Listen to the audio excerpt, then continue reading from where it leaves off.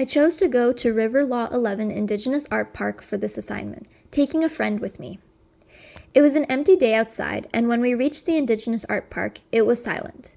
There wasn't anyone there except us, and the occasional car that passed on the street above.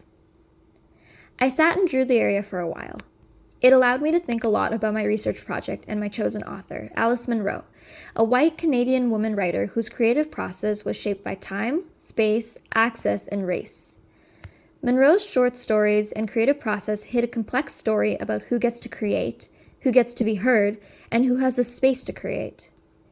Munro had the time to write, editors at The New Yorker paid to refine her work, and publishers ready to feature a white middle-class woman's voice.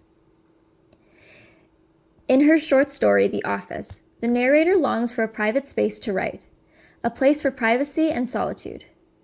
Munro herself once said in the Paris Review that she did get an office, but wasn't able to write anything there. That confession shows her obstacles as a woman, but also her white privilege. Privilege to rent an office, to claim time and space for art, which was something many women never had the chance to do. Munro's creative process was also very long and careful. She drafted stories over many years, revising them with paid editors. That access to time, paid editors, and respected publicists wasn't available to all women, especially not to Indigenous or racialized women writers at her time.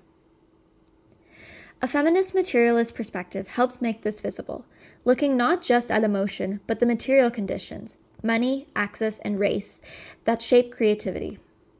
Looking at the art installations around me, I thought about how art has always existed, long before Canadian institutions recognized it. These work, and the art park itself, stand as resistance to the same systems that once elevated white voices like Munro's and silenced others. Munro's career was supported by editors and publishers who saw value in her work. Indigenous creators were not given the same privilege, and their art was regarded as primitive or less than. Now that's beginning to change. Universities, galleries, and publishers are finally recognizing the weight of Indigenous and racialized voices, artists who were always there, always creating, but rarely centered. Their work reminds us that creativity isn't universal or neutral. It's structured by power. This visit gave me more evidence to see Munro's process differently, not as purely individual genius, but something sustained by structures that excluded others. Art, whether it's physical or written, has always been about who gets to speak.